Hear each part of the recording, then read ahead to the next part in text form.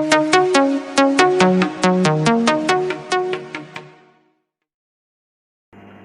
रख यकीन बस अपने हौसलों पर, तेरी हार तेरे इरादों से तो बड़ी नहीं होगी। तो नमस्कार दोस्तों, मैं सुनील कुमार आपका एक बार फिर से स्वागत करता हूं हमारे स्टडी मंत्रा क्लासेस के इस यूट्यूब चैनल के ऊपर। और जैसा कि आपको पता है, हम सोल्यूशन कर रहे थे और जिसके अंदर हम सोल्यूशन का इंट्रोडक्शन, सोल्यूशन कितने टाइप का होता है और सोल्यूशन के बनने के लिए कंडीशन क्या होती है, ये हम प्रीवियस वीडियो के अंदर हम कर चुके हैं। अगर आप में से कोई बच्चा नया हमारे साथ जुड़ता है तो प्लीज वो पहले वीडियो फर्स्ट यहाँ से देख ले, ताकि आपको सोल्यूशन के बारे में जो भी डाउट आपके होते हैं वो आप क्लियर कर सको। उसके बाद आप इस वीडियो को आसानी से समझ सकते हो। और आपको इस वीडियो के डिस्क्रिप्शन के अंदर व्हाट्सएप लिंक भी आपको मिलेगा, जिसके साथ आप हमसे जुड़ के आपके जितने भी डाउट आपके होते हैं वो आप अपने क्लियर करवा सकते हो। तो आइए स्टार्ट करते हैं आज का काम। तो आज का जो हमारा जो काम होगा वो क्या होगा? Concentration term. Concentration term used in solution. Solution के अंदर कौन कौन सी कंसंट्रेशन टर्म को हम यूज करेंगे? तो concentration term most important portion of that unit. इस यूनिट के अंदर से कंसंट्रेशन टर्म्स के अंदर से लाइक जैसे कि आपकी molarity, normality, mole fraction, percentage, ठीक है। तो यहां से बहुत सारे क्वेश्चन, न्यूमेरिकल पोर्शन यहां से बाहर निकल के आता है। मल्टीपल चॉइस के अंदर भी जो बोर्ड के जो एग्जाम होते हैं और मल्टीपल चॉइस क्वेश्चन भी यहां से बाहर निकल के आते हैं। तो बिल्कुल आराम से कंसंट्रेशन कर अपने कॉपी बाहर निकाल के आप इसको समझोगे। तो कंसंट्रेशन टर्म क्या होती है? अगर तो सबसे पहले बात करते हैं कंसंट्रेशन क्या होता है। What do you mean by concentration? The amount of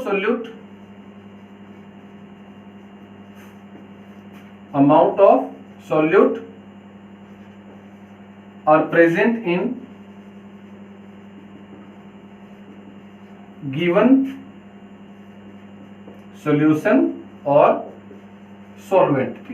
given solution और सोलवेंट के अंदर, गिवन क्वांटिटी ऑफ सोल्यूशन या सोलवेंट की जो है उसके अंदर कितना सोल्यूट प्रेजेंट है उसको हम क्या बोलते हैं? Concentration of solution. अब कंसंट्रेशन ऑफ सोल्यूशन हम इसको कई तरीके से यहाँ पर एक्सप्लेन कर सकते हैं, बट कुछ मेथड, कुछ टर्म ऐसी होंगी जो कि टेम्परेचर के ऊपर डिपेंड करती होंगी और कुछ टर्म ऐसी होंगी जो कि टेम्परेचर के ऊपर डिपेंड नहीं करती। तो आइए देखते हैं सबसे पहले कैसी क्या होगा। वो टर्म जो टेम्परेचर के ऊपर डिपेंड करती हैं, और यहां पर हम लिखेंगे जो नॉट डिपेंड ऑन टेम्परेचर, ठीक है, जो टेम्परेचर पर डिपेंड नहीं करती। तो देखो टेम्परेचर पर डिपेंड कैसे करेंगे? कुछ क्वांटिटी हम इसके अंदर ऐसी पढ़ेंगे जो कि वॉल्यूम जिसके साथ होगा, ठीक है, जिसको मेजर करने के लिए हम वॉल्यूम का यूज करेंगे, सोल्यूशन के वॉल्यूम का यूज करेंगे।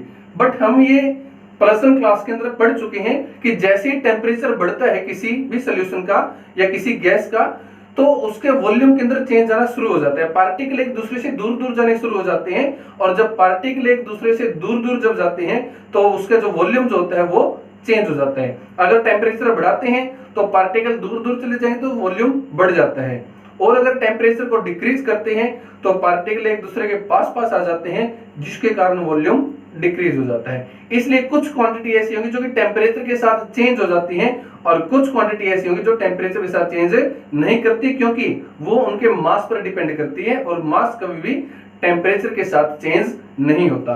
तो देखते हैं कि कौन कौन सी ऐसी क्वांटिटी है जो कि टेम्परेचर के ऊपर डिपेंड करती है, ठीक है। तो सबसे पहले जो होगी परसेंटेज बाय वॉल्यूम हम पढ़ेंगे इसके अंदर, percentage by volume. Second mass by volume पढ़ेंगे। थर्ड मोलैरिटी पढ़ेंगे। फोर्थ नॉर्मेलिटी पढ़ेंगे, ठीक है। तो ये वो चार क्वांटिटी है जो डिपेंड करती है हमारे टेम्परेचर के ऊपर। ऐसी क्वांटिटी जो टेम्परेचर पर डिपेंड नहीं करती, फर्स्ट परसेंटेज बाय मास पढ़ेंगे, क्वांटिटी है, टेम्परेचर पर डिपेंड नहीं करती क्योंकि मास के साथ डिपेंड करता है इसका ये, ठीक है। उसके बाद सेकंड मोल फ्रैक्शन होगा, नहीं करता डिपेंड ये टेम्परेचर पर। थर्ड मोलैलिटी होगा जो कि टेम्परेचर के ऊपर डिपेंड नहीं करता, और फोर्थ क्या होगा इसका, पार्ट पर million, it is also not depend upon the temperature. तो ये वो कंसंट्रेशन टर्म थी जो टेम्परेचर पर डिपेंड करती हैं और कुछ जो टेम्परेचर पर डिपेंड नहीं करती। और यहीं से इसी चार्ट के अंदर से केवल मल्टीपल चॉइस क्वेश्चन पूछा जा सकता है कि which of the following quantity depend upon the temperature. ठीक है, 3 टर्म यहां से होगी तो 1 टर्म यहां से होगी, तो हम यहां पर लिख देंगे उसका नंबर। ठीक है, ऐसा भी हो सकता है क्वेश्चन कि which of the following quantity does not depend upon the temperature, कौन सी क्वांटिटी टेम्परेचर पर डिपेंड नहीं करती, तो 3 क्वांटिटी यहां से होगी तो 1 क्वांटिटी इसकी होगी। तो इसलिए हमें इन तीनों दोनों को टेबल को अच्छी तरह से याद करना है। याद कैसे करेंगे, ऐसी क्वांटिटी जो वॉल्यूम पर डिपेंड करती है वो टेम्परेचर पर डिपेंड करती है। ठीक है ना, जिसके बेस में वॉल्यूम आएगा वो डायरेक्टली किस पर डिपेंड करेगी, टेम्परेचर के ऊपर। जिसके बेस के अंदर मास आता है तो वो सारी क्वांटिटी किस पर डिपेंड करती है, टेम्परेचर पर डिपेंड नहीं करती, टेम्परेचर पर डिपेंड नहीं करती हैं। ये आपने याद रखना होगा। खासकर इसके अंदर से जो मोस्ट इंपॉर्टेंट जो आपके लिए रहेगा वो क्या होगा, आपकी मोलैरिटी, नॉर्मेलिटी, मोल फ्रैक्शन और मोलैलिटी। ये 4 टर्म ऐसी होंगी जिसके बेस के ऊपर आप मैक्सिमम क्वेश्चन देख पाओगे, बहुत ज्यादा मैक्सिमम क्वेश्चन आप यहां से देख पाओगे। तो इनको आज हम बारी बारी करते हैं कि क्या इनका सिस्टम होता है, क्या फंडा होता है ये।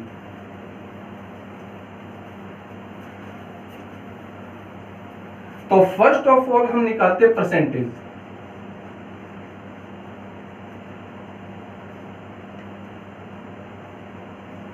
परसेंटेज, ठीक है, परसेंटेज भी एक टर्म है जिसमें से सबसे देखो, पर मीन्स प्रति, सेंट मीन्स 100, मतलब कि यहां पर प्रति 100 पर 100 पार्ट की बात करेंगे हम यहां पर, मीन्स कि पर 100 पार्ट ऑफ सॉल्यूशन के अंदर, पर 100 पार्ट ऑफ सॉल्यूशन के अंदर कितने पार्टिकल सोल्यूट के प्रेजेंट होंगे उसको हम क्या बोलेंगे, यहाँ पर परसेंटेज हम वहां से निकालेंगे। ठीक है, तो इसको हम बोलेंगे part of solute, part of solute that are present in 100 part of solution और solvent। ठीक है, solvent को आप लिखो ना लिखो बट कंपलसरी आपके लिए सोल्यूशन होगा। ठीक है, 100 पार्ट ऑफ सोल्यूशन के साथ सोल्यूट का कितना पार्ट प्रेजेंट है उसको हम क्या निकालेंगे, परसेंटेज निकालेंगे। ठीक है, वहां से क्या होगी, आपके सोल्यूशन की परसेंटेज निकल आती है। तो परसेंटेज को कैसे निकालोगे, सबसे पहला जो मेथड जो आपके पास है वो क्या है, मास by mass percentage, mass by mass percentage. Mass by mass percentage कैसे निकालेंगे, तो मास बाय मास को परसेंटेज को निकालने के लिए क्या होगा कि अगर आपके पास सोलवेंट लिक्विड हो, सोल्यूट सॉलिड हो, और दोनों को किसके अंदर दे रखा हुआ, उसका ग्राम के अंदर अगर आपको क्वांटिटी दे रखी, लाइक मान लो कि आपको आपके पास कोई न्यूमेरिकल आता है और उस न्यूमेरिकल के अंदर लिक्विड और सॉलिड, दैट मींस कि सोल्यूट और सोलवेंट दोनों को ग्राम के अंदर अगर वहां पर दिया गया हो आपको और परसेंटेज आपको निकालनी है, तो हम कौन सा मेथड लगाएंगे, मास बाय मास मेथड। ठीक है, तो इसमें लिखेंगे in this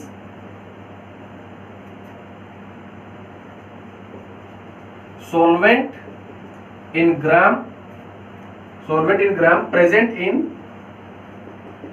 100 gram of solution. ठीक है, 100 ग्राम ऑफ सॉल्यूशन के अंदर कितने ग्राम सोलवेंट, सॉरी सोलवेंट नहीं, यहाँ पर सोल्यूट आएगा, 100 ग्राम ऑफ सॉल्यूशन के अंदर कितने ग्राम सोल्यूट प्रेजेंट है, वहां से क्या निकलेगा, आपकी मास बाय मास परसेंटेज निकलाती है। तो यहां से हम क्या लिखा लेंगे, mass by mass percentage is equal to mass of solute divide by mass of solution, और परसेंटेज है तो मल्टीप्लाई बाय 100 यहाँ पर होगा। ठीक है, तो ये था मास by mass percentage, gram of solute present in 100 gram of solution. 100 gram solution के अंदर कितना ग्राम सॉल्यूट प्रेजेंट है, दैट मींस कि मास बाय मास परसेंटेज वहां से निकल जाती है। लेट फॉर एग्जांपल मैंने आपको बोला कि 10% शुगर सॉल्यूशन, 10% शुगर सॉल्यूशन, हम इसको क्या समझ सकते हैं, इसका क्या मतलब होगा, इसका मतलब क्या होगा कि गिवन जो सॉल्यूशन आपके पास है ठीक है, गिवन जो सोल्यूशन आपके पास है, लेट आपके पास ये सोल्यूशन है, इस सोल्यूशन के अंदर ये सोल्यूशन आपका टोटल कितना है 100 ग्राम। इस 100 ग्राम सोल्यूशन के अंदर क्या होगा, आपने 10 ग्राम क्या डाल रखी है, शुगर। ठीक है, तो इसका मतलब क्या होगा 10 gram sugar in 100 gram of solution. ठीक है, 100 ग्राम सॉल्यूशन के अंदर कितना शुगर प्रेजेंट है, 10 ग्राम। ठीक है, इस टर्म का मतलब ये होगा। और भी कुछ हो सकता है क्या, बिल्कुल हो सकता है। क्या, इसका मतलब ये भी तो हो सकता है कि 10 gram sugar in 90 gram of solvent. ठीक है, क्योंकि टोटल मास ऑफ सॉल्यूशन तो कितना हो जाएगा, 10 प्लस 90 टोटल 100 ही हो जाएगा। तो 10 ग्राम शुगर को अगर आप 90 ग्राम ऑफ सॉल्वेंट के अंदर आप मिक्सअप कर देते हैं तो क्या बन जाता है, वो भी 10 ग्राम सॉल्यूशन ऑफ शुगर। आशा कि आपको समझ में आया होगा यहाँ पर, है ना। मास बाय मास परसेंटेज कैसे निकालेंगे हम, दोनों क्वांटिटी का, सोल्यूट और सॉल्वेंट का, दोनों को ग्राम के अंदर दिया होगा। तो मास ऑफ सोल्यूट करेंगे divide by mass of solution कर देंगे इनटू 100 कर देंगे। यहां से क्वेश्चन किस तरह से कैसे आ सकता है, मान लो कि आपको ये दे दिया क्वांटिटी, ठीक है, ये टर्म दे दिया कि 10% शुगर, 10% शुगर सॉल्यूशन से आप क्या समझते हैं। तो 10% शुगर सॉल्यूशन से हम क्या समझ सकते हैं, या तो हम ये समझेंगे कि 10 ग्राम शुगर को 100 ग्राम सॉल्यूशन के अंदर, 100 ग्राम सॉल्यूशन में 10 ग्राम शुगर प्रेजेंट है। या फिर हम क्या समझेंगे कि 90 ग्राम सॉल्वेंट के अंदर 10 ग्राम शुगर डाल रखी है, क्योंकि टोटल फिर से कितना हो जाएगा, सॉल्यूशन का मास 100 ग्राम ही हो जाता है ना। परसेंटेज निकालनी पड़ गई तो क्या होगी, देखो चेक कर लो इसको।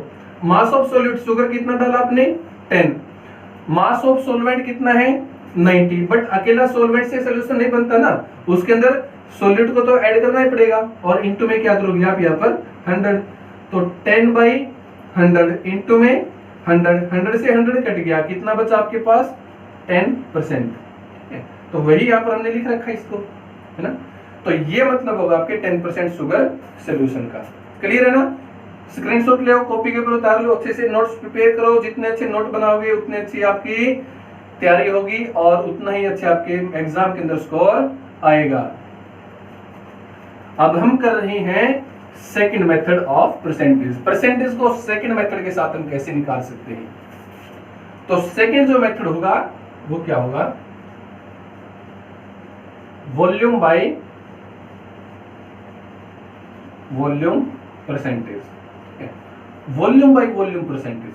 अब देखो वॉल्यूम की बात जब आ गई तो यहाँ पर मास तो खत्म हो गया, है ना, मास की तो बात ही नहीं होगी, अब ग्राम की बात ही नहीं होगी।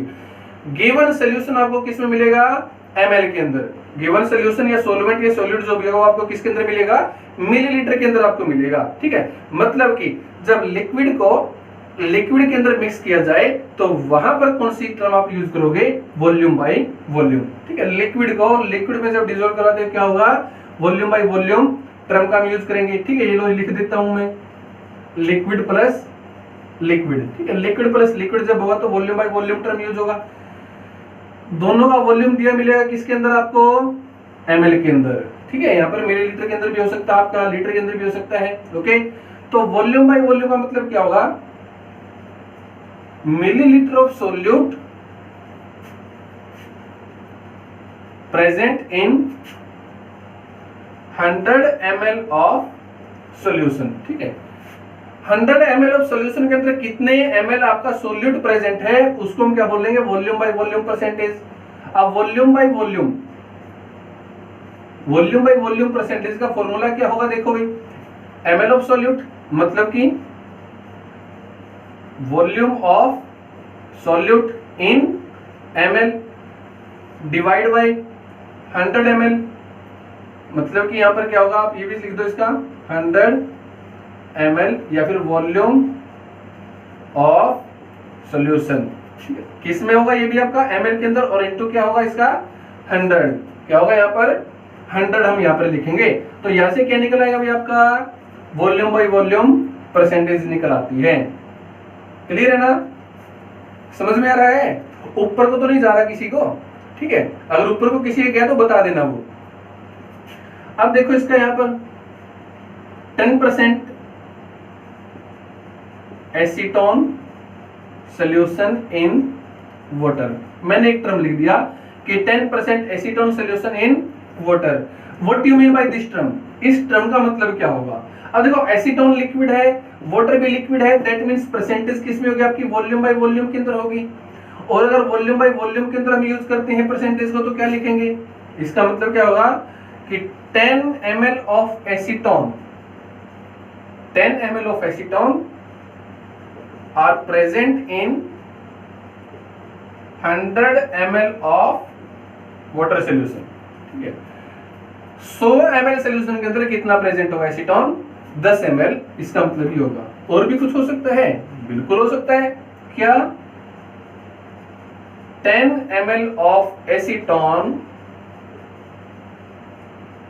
Present in 90 ml of water.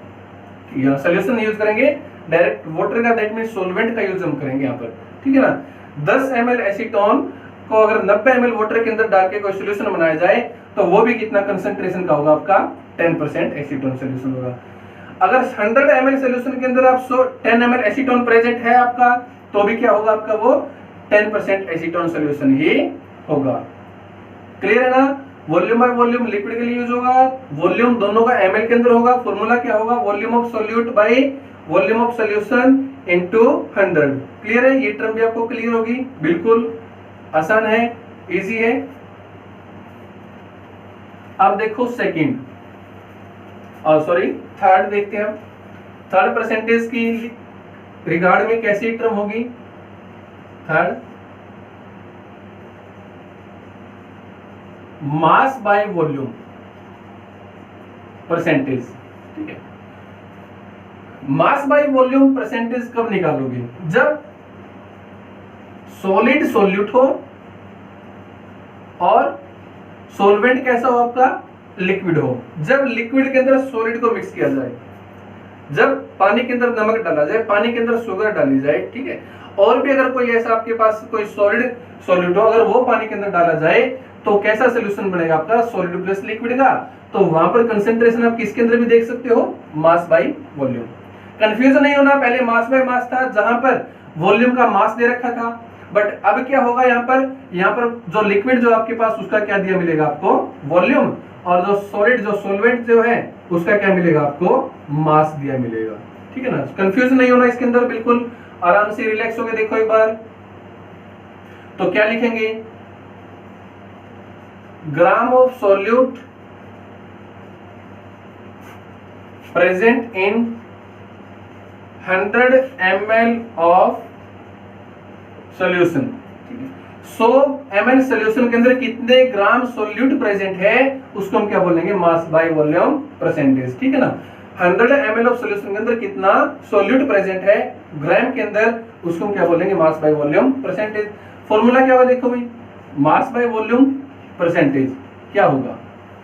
तो मास सॉल्यूट का लेना है ना, तो इसको लिखो मास ऑफ सॉल्यूट किसमें? ग्राम के अंदर लिखोगे। उसके बाद क्या लिखोगे आप? वॉल्यूम ऑफ सॉल्यूशन किस में लिखोगे? ml के अंदर, और इनटू क्या लगाओगे यहाँ पर? 100। क्या लिख दोगे इसमें? 100 हम यहाँ पर लिख देंगे। क्लियर है ना? तो ये था आपके पास। इसके रिगार्ड में अगर मैं कोई सोल्यूशन लिख दूं, देखो इसका मैंने यहाँ पर लिख दिया कि 10% शुगर सोल्यूशन, 10% शुगर सोल्यूशन। इसका मतलब क्या हुआ इस लैंग्वेज के अंदर? तो इस लैंग्वेज की अगर बात करता हूं तो मैं क्या होगा इसका मतलब? 10 gram sugar in 100 ml of solution. ठीक है, 100 ml सोल्यूशन के अंदर कितने ग्राम शुगर प्रेजेंट है वो क्या होगा आपका? 10% शुगर सोल्यूशन। ठीक है ना? क्लियर है ना? बिल्कुल। तो ये थी आपके पास परसेंटेज की कंसंट्रेशन। ठीक है ना? तो ये थी आपकी परसेंटेज की कंसंट्रेशन। ठीक है, परसेंटेज के बेस के ऊपर आप कैसे निकालोगे? कई न्यूमेरिकल के अंदर आपको ml की बजाय वहां पर क्या लिखा हो सकता है? उसके अंदर लिखा हो सकता है सेंटीमीटर क्यूब। ठीक है, तो ये भी आपकी वॉल्यूम की टर्म होगी, कंफ्यूज नहीं होना आपने। ये मिलेगा फिर आपको सेंटीमीटर क्यूब मिले, ठीक है। मेजोरिटी के अंदर आपको सेंटीमीटर क्यूब मिलेगा, तो जहां पर आपका ml है वहां पर आप क्या कर लोगे, सेंटीमीटर क्यूब का यूज करके न्यूमेरिकल को कर सकते हो। ओके, तो नेक्स्ट आपके पास जो कंसंट्रेशन टर्म है वो देखो क्या होगी। नेक्स्ट हमारे पास है mole fraction. Mole fraction, mole fraction क्या होगा,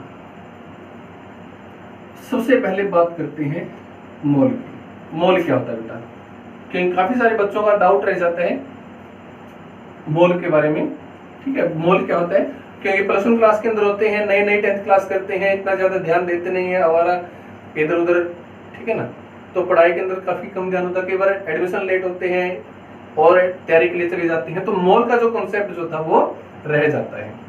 मोल का मतलब क्या होता है, देखो बेटा, मोल का मतलब होता है कि जैसे अगर मान लो कि मैं आपको क्या देता हूँ, 12 बनाना देते हैं हम, ठीक है ना, रेडी से लेते हैं ना, 12 केले लेते हैं, तो मैं उसको क्या लिखता हूँ, हम उसको क्या बोलते हैं कि हमने कितना ले लिया, 1 डजन, ठीक है, 1 दर्जन ले लिया केले का।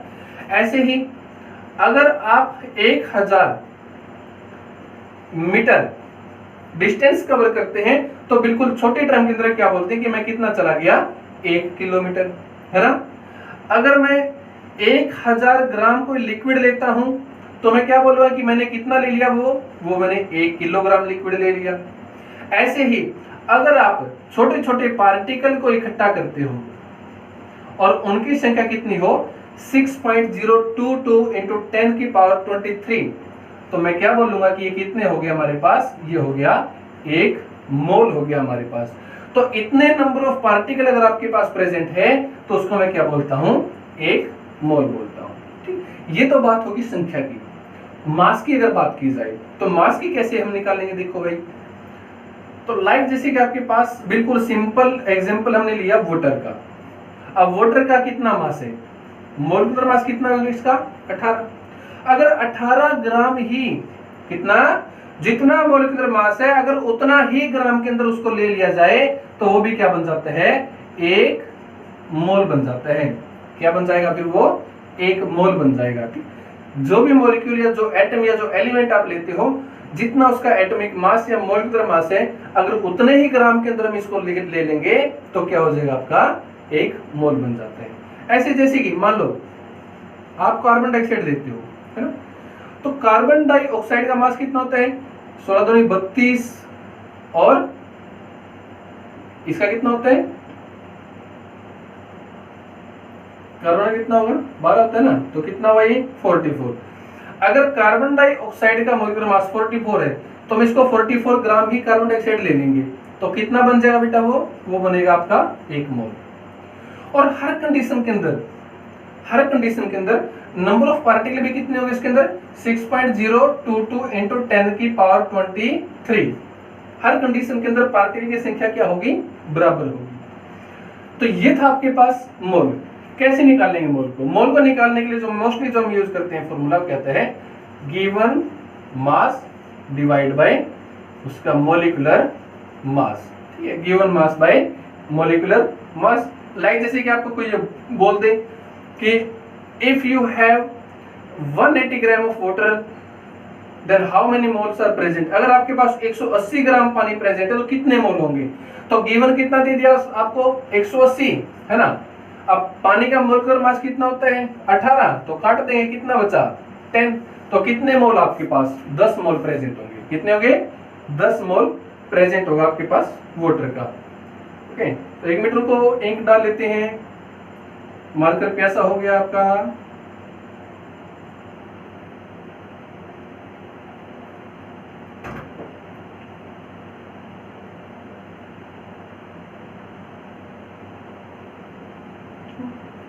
ये लो, चलो मार्कर की प्यास बुझ गई है।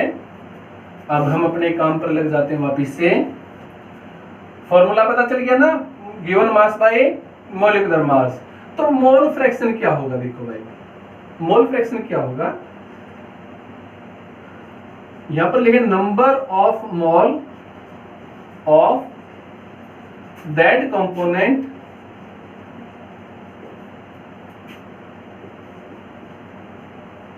Divide by total number of mole, divide by total number of मोल। जिस कंपोनेंट के मोल आपने निकालने हैं उसको ऊपर रखो और टोटल जितने मोल प्रेजेंट है उसके साथ उसको डिवाइड कर दो। जैसे कि फॉर एग्जांपल मैं आपको क्वेश्चन के हिसाब से देखो समझाता हूं, ठीक है बाय क्वेश्चन हम इसको समझते हैं। देखो भाई, तो बाय क्वेश्चन क्या है, क्वेश्चन आपके पास है if A solution contain 40 gram of NaOH in 180 gram of water, then what is mole fraction of NaOH and water, ठीक है।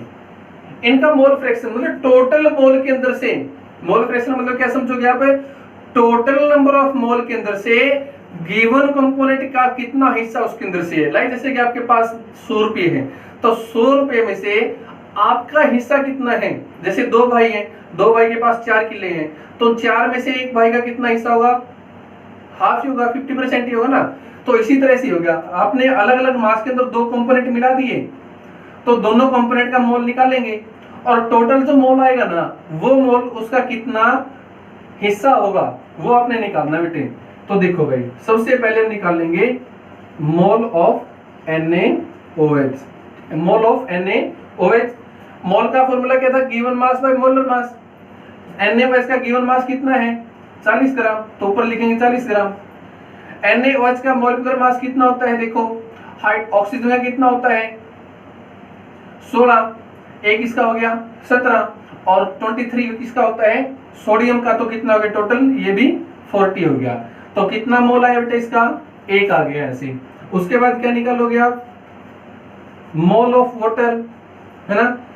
मोल of water given mass by molar mass, given mass कितना है पानी का 180 ग्राम, लिखो यहाँ पर 180। मोलर मास कितना होता है अभी बताया था मैंने आपको, कितना होता है वो 18, तो कितने मोल बने इसके 10 मोल, ठीक है ना। तो यहां से निकालो इसका मोल फ्रैक्शन। मोल फ्रैक्शन किसके बराबर होगा, देखो मोल को हम n के साथ रिप्रेजेंट करते हैं, है ना। ये टर्म a है, ये टर्म b है, तो number of mole of a component divide by number of a plus number of mole of b। तो पुट करो, a के मोल कितना है 1, a का मोल 1 प्लस b का मोल 10, तो कितना हो गया यू 1/11। तो कितना बना टोटल 0. आपके पास क्या आ जाता है 0.09 मोल। तो सोडियम हाइड्रोक्साइड कितना प्रेजेंट है 0.09 मोल। आई होप ये तो समझ ही गए, ठीक है ना, इसकी कोई जरूरत भी नहीं है ना, तो मैं इसको साफ कर देता हूं एक बार। तो बाय कैलकुलेशन हमारे पास सोडियम हाइड्रोक्साइड के मोल आए 0.09। अब अगर आपके पास वाटर के कोई मोल पूछता है तो वाटर के मोल हम कैसे निकालेंगे, number of mole of B divide by number of mole of A plus number of mole of B, ऐसे निकालेंगे। नहीं निकालेंगे, ऐसे हम नहीं निकालेंगे, क्योंकि ये तो ना वापिस से रिपीटेशन हो गई। होता क्या है कि दोनों कंपोनेंट के जो टोटल जो मोल फ्रैक्शन होता है उसकी जो वैल्यू होती है वो हमेशा क्या होती है 1 होती है। जैसे परसेंटेज का होता है ना, टोटल जो भी परसेंटेज होती है वो कितने मान के चलते हैं हम 100 में से उसका हिस्सा मान के चलते हैं ना, 100 में से 70%, 100 में से 60%, 100 में से 40%, 100 में से 20%। तो ऐसे मोल फ्रैक्शन भी कितना मान के चलते हैं हम, 1 ही मान के चलते हैं। तो 1 टोटल मोल था, है ना। तो total mole is equal to किसके बराबर होगा, number of mole of sodium hydroxide plus number of mole of किसके water. Total number of mole कितना है 1 है, is equal to sodium hydroxide कितना है 0.09 आ गया, वाटर का कितना है निकालना है ना, number of mole of water निकालने है। तो यहां से 1 में से माइनस करो, number of mole of water is equal to 1 minus 0.09। तो यहां से किसकी वैल्यू आ जाएगी कि पानी के कितने मोल है। क्लियर है ना। जब भी टोटल नंबर की बात आए, मोल की बात आए, तो टोटल मोल फ्रैक्शन का जो टोटल सम होता है किसके बराबर होता है हमेशा, सॉरी यहाँ पर मोल फ्रैक्शन आएगा, मोल फ्रैक्शन। तो total number of mole fraction कितना होगा, टोटल 1 के बराबर होता है। अगर 1 का मोल फ्रैक्शन दिया है या फिर आपने निकाल लिया तो उसको 1 में से माइनस करो, दूसरा जो कंपोनेंट है उसके मोल फ्रैक्शन भी यहां पर आ जाएंगे। क्लियर है ना ये मोल फ्रैक्शन? एग्जांपल के साथ हमने किया, बिल्कुल कॉपी के ऊपर उतार लो, साथ के साथ अच्छे से नोट्स बनाओ और साथ के साथ अपने और भी अगर आपको कहीं से भी न्यूमेरिकल मिलते हैं तो वो भी साथ के साथ करते जाओ। क्लियर है ना? तो नेक्स्ट अब हम चलते हैं अगली कंसंट्रेशन टर्म पर। अगली जो कंसंट्रेशन टर्म हमारे पास वो है मोलैरिटी। मोलैरिटी रिप्रेजेंट करते हैं कैपिटल एम से। मोलैरिटी कुछ याद आया? कुछ याद आया मोलैरिटी लिखने से? नहीं आया। अरे मोलैरिटी को हमने उस क्वांटिटी के अंदर लिखा था जो टेम्परेचर पर डिपेंड करती थी, है ना? और टेम्परेचर पर डिपेंड कौन सी करती थी? जो डिपेंड किस पर करती है, मतलब जिसका जो आप निकालोगे तो वो किसके साथ निकालते हैं, उसका वॉल्यूम के साथ। इसलिए याद रखा करो। तो मोलैरिटी को कैसे निकालोगे आप देखो, लिख लेते हैं। मोलैरिटी का मतलब क्या होता है? मोलैरिटी का मतलब होता है number of mole of solute present in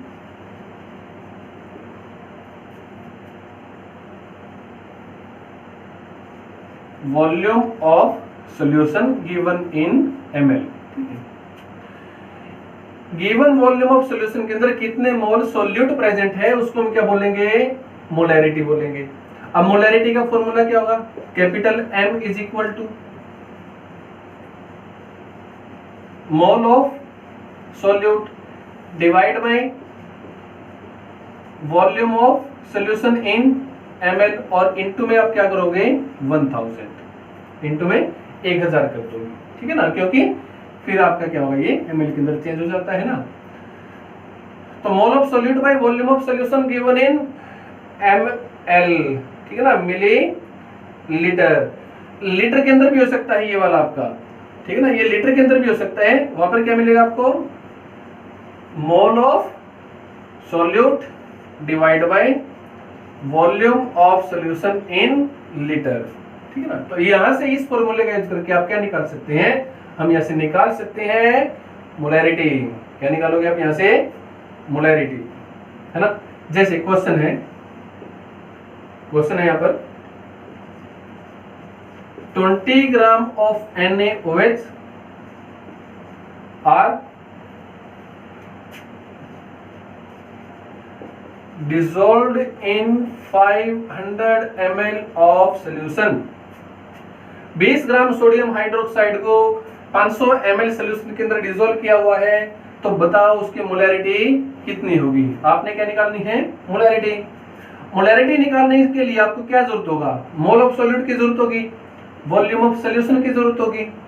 volume of solution आपको दिया है, मोल नहीं दिया, तो क्या करोगे आप? पहले मोल को निकाल लोगे। कैसे निकालोगे? Given mass divide bye molecular मास। जब भी आप न्यूमेरिकल करते हो तो फॉर्मूले को बार बार लिख के देखो, ठीक है ना? फॉर्मूले को बार बार लिख के देखो ताकि आपको रिमाइंड हो जाए। वैसे तो आपकी माइंड शार्पनेस तो है ही आपके ना, मेमोरी तो तेज है ही, बट फिर भी जाता क्या है ना? तो given mass by molar mass. Given mass कितना है? 20। मोलर मास कितना है? 40। कितना हुआ? 1/2। कितना मोल हुआ? 1/2। पुट करो फॉर्मूले के अंदर। मोल ऑफ सॉल्यूट कितना है? 1/2। वॉल्यूम ऑफ सॉल्यूशन कितना है? 500। इनटू में क्या करना है? 1000, है ना? 2 पे गया, 2 से 2 कटा, कितना बचा?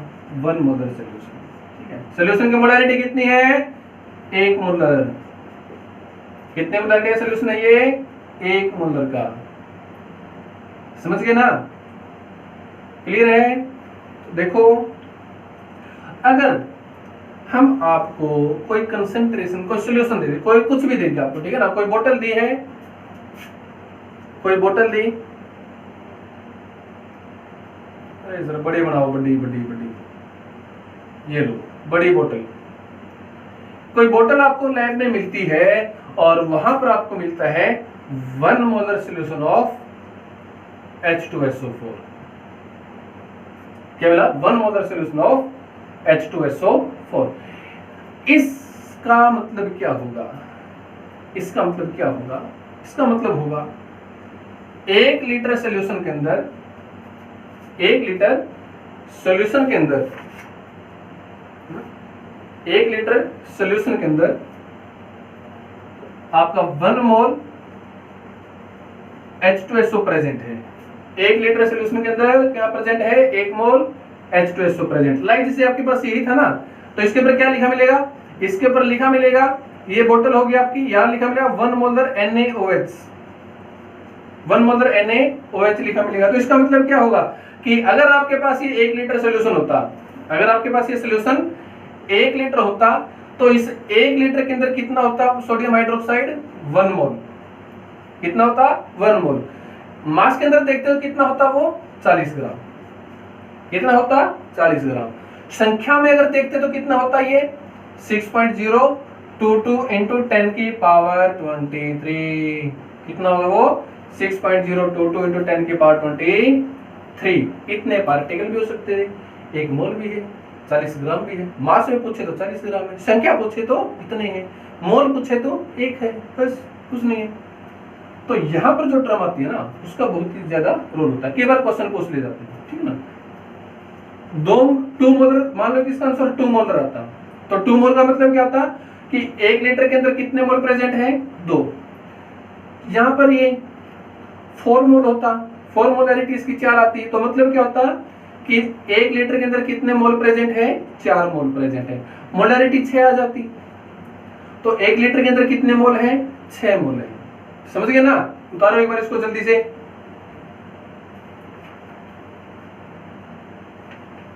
फटाफट उतारो।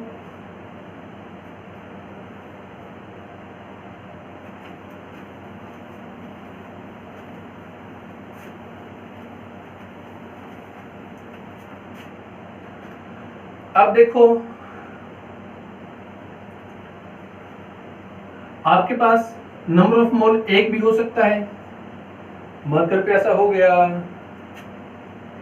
0.5 भी हो सकता है, 0.1 भी हो सकता है, 0.01 भी हो सकता है और 0.001 भी हो सकती है मोलैरिटी।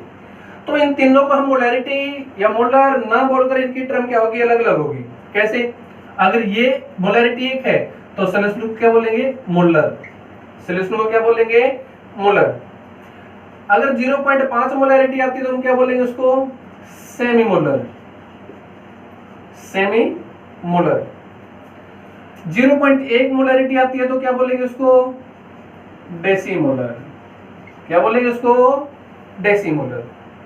0.01 है तो क्या बोलेंगे उसको? क्या बोलेंगे इसको? क्या बोलेंगे? सेंटीमोलर। सेंटीमोलर। अगर 0.001 प्रेजेंट है तो क्या बोलेंगे? उसको बोलेंगे मिलीमोलर। मतलब समझे नहीं आप अभी तक? क्वेश्चन के अंदर देखो, क्वेश्चन अगर घूम के आ जाता है तो क्या होगा? मोलैरिटी की जगह पर अगर ये टर्म यूज कर लेता है तो क्या होगा, है ना। मान लो उसने बोला मिलीमोलर ऑफ सॉल्यूशन है, तो मिलीमोलर ऑफ सॉल्यूशन का मतलब क्या होगा? इसकी मोलैरिटी कितनी है? 0.001। डेसीमोलर बोल दिया सॉल्यूशन को कि दिस सॉल्यूशन इज डेसीमोलर। तो डेसीमोलर का मतलब क्या होगा कि इसकी मोलैरिटी कितनी है? 0.1। कितनी मोलैरिटी उसकी? 0.1। ऐसी सेमीमोलर बोलता है तो क्या होगा उसका मोलैरिटी? 0.5। कितनी होगी? 0.5 होगी। क्लियर है ना ये? तो ये टर्म मोस्ट इंपोर्टेंट होगी आपके लिए, इसको याद रखो, बहुत ही ज्यादा इंपॉर्टेंट टर्म है ये। क्लियर है ना? आगे चलो।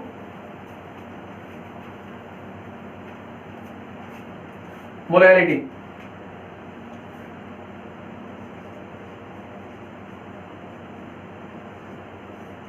मोलैरिटी छोटे एम से रिप्रेजेंट कर देंगे इसको, है ना। मोलैरिटी कैसी थी ये? क्या टेम्परेचर डिपेंडेंस थी या टेम्परेचर के ऊपर डिपेंड नहीं करती? नहीं करती। क्या नहीं करती है? टेम्परेचर पर डिपेंड नहीं करती, है ना, ये हम पहले पढ़ चुके हैं। तो क्या होता है मोलैलिटी, देखो, number of mole of solute present in 100 gram of solution. 100 gram, oh sorry 1000 gram, काफी कम बोल गया था, कंपनी में घाटा हो गया, है ना। 1000 ग्राम सॉल्यूशन के अंदर कितने मोल सोल्यूट के प्रेजेंट हैं, उसको हम क्या बोलेंगे? मोलैलिटी। क्या बोलेंगे उसको? मोलैलिटी। क्या होगा वो? मोलैलिटी, है ना। देखो कैसे मोलैलिटी छोटे टाइम से रिप्रेजेंट कर देंगे, तो क्या लिखोगे आप इसको? Number of mole of solute divide by mass of solution in 1 ग्राम, और गुणा में क्या कर दोगे आप? 1000। क्या कर दोगे वहां पर?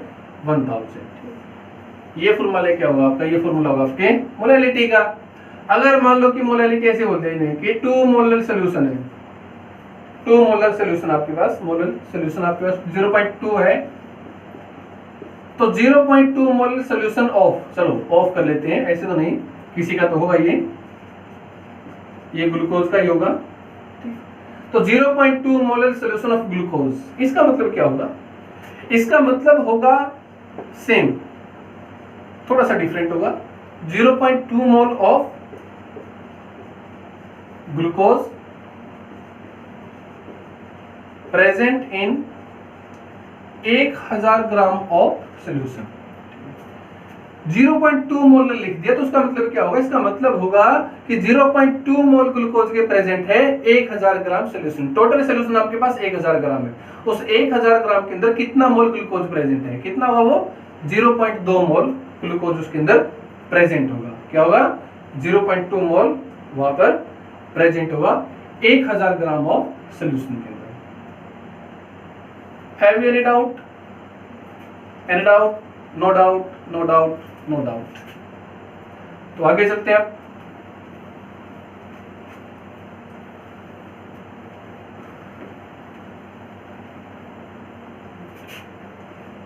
आगे देखो भाई, थोड़ा सा पजल मत होना। नॉर्मेलिटी रिप्रेजेंट करते हैं एन के साथ, नॉर्मेलिटी को रिप्रेजेंट करते हैं एन के साथ, डिफाइन ही कर लेते हैं इसको, है ना। तो क्या होगा ये नॉर्मेलिटी? टेम्परेचर पर डिपेंडेंस थी, तो मतलब कि ये वॉल्यूम का तो यहाँ पर होगा ना, है ना, वॉल्यूम होगा तो क्या होगा? यहां पर थोड़ा सा डिफरेंट आता है। देखो, number of gram equivalent of solute present in given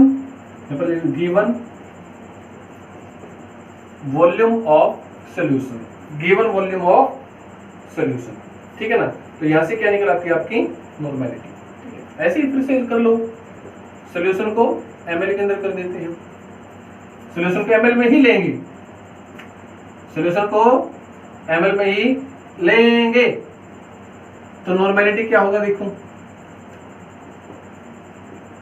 number of gram equivalent divide by volume of solution in ml, और गुणा में कर दो 1000, गुणा में क्या कर दोगे? 1000। अरे ये क्या हो गया? Number of gram equivalent. देखो कुछ नहीं, ग्राम इक्विवेलेंट क्या होता है? ग्राम इक्विवेलेंट क्या होता है? तो ग्राम इक्विवेलेंट मास का क्या मतलब होता है? इसका मतलब होता है गिवन मास, जो आपको मास दे रहे हैं सॉल्यूट का, divide by equivalent mass, divide by equivalent mass. अब जी बात तो वही रहेगी ना, इक्विवेलेंट मास दोबारा फिर से आ गया। तो इक्विवेलेंट मास को हम इक्विवेलेंट मास को कैसे निकालोगे? इक्विवेलेंट मास को निकालना बिल्कुल आसान सा ही तरीका होता है। क्या होता है? हाँ, molecular mass divide bye n factor, divide by n factor. यहां से इक्विवेलेंट मास निकालोगे, फिर ग्राम इक्विवेलेंट मास निकालोगे, ग्राम इक्विवेलेंट से क्या निकलेगी आपकी? नॉर्मेलिटी। ऐसे चलेगा आपका, ऊपर से सॉरी नीचे से ऊपर, नीचे से ऊपर। Equivalent mass what you mean by n factor? अगर देखो ज्यादा लंबी बात नहीं है, आपके पास HCl है, पानी में आपने डाला, क्या मिला आपको? H पॉजिटिव प्लस में Cl negative, H positive plus में Cl नेगेटिव। तो कितना H पॉजिटिव दिया इसने HCl ने? यहाँ पर 1 दिया ना, तो इसका लिए n फैक्टर, या फिर आप ये बोलो इसको बेसिसिटी। बेसिसिटी, एसिड है तो एसिड के लिए क्या होगी? बेसिसिटी होगी। कितनी इसकी? 1।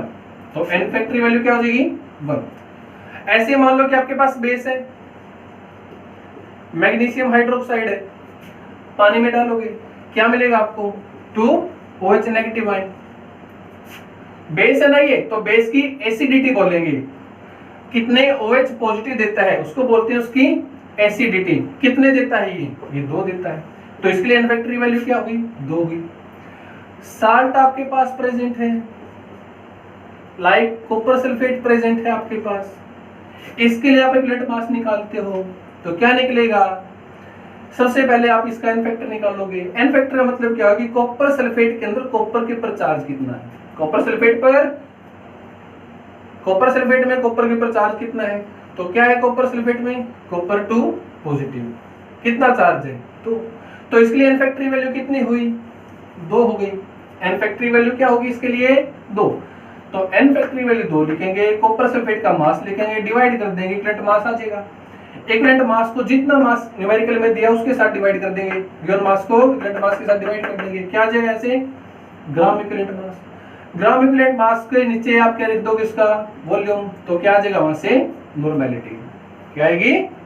नॉर्मेलिटी। क्या आएगी? नॉर्मेलिटी, है ना? क्लियर है ना? साफ करता हूं मैं एक बार, उतार लो। नॉर्मेलिटी था यहाँ पर, बाकी कुछ सेम एज इट इज है, उतार लिया होगा ना? अब देखो नॉर्मेलिटी और मोलैरिटी में क्या रिलेशनशिप होता है? नॉर्मेलिटी क्या है आपकी? नॉर्मेलिटी हमारी आती है gram equivalent mass divide by volume of solution in ml। Into में क्या लिखोगे आप? 1000। ग्राम इक्विवेलेंट मास किसके बराबर था? ग्राम इक्विवेलेंट मास तो हरिओम किसके बराबर था? ये था आपका, क्या लिख लेते हैं, स्पेस थोड़ा है, ये था given mass divide by equivalent mass के। इक्विवेलेंट मास किसके बराबर था? ये बराबर था molecular mass divide bye n factor की। वैल्यू पुट कर दो तो क्या आएगा? ग्राम इक्विवेलेंट मास किसके बराबर आ गया? गिवन मास डिवाइड बाय, ये पुट करोगे ना इक्विवेलेंट मास के लिए पुट करोगे तो क्या आएगा? मॉलिक्यूलर मास इनटू में n ऊपर चला जाएगा तो n मल्टीप्लाई में आ गया, इनटू नीचे क्या है? Volume of solution in ml into में 1000। ठीक है ना? अगर मैं इस टर्म को देखता हूं इतने से फॉर्मूले को, तो ये फॉर्मूला किसका बनता है? मोलैरिटी का। तो normality n is equal to किसके बराबर हुआ? n फैक्टर इनटू में मोलैरिटी, इनटू में मोलैरिटी।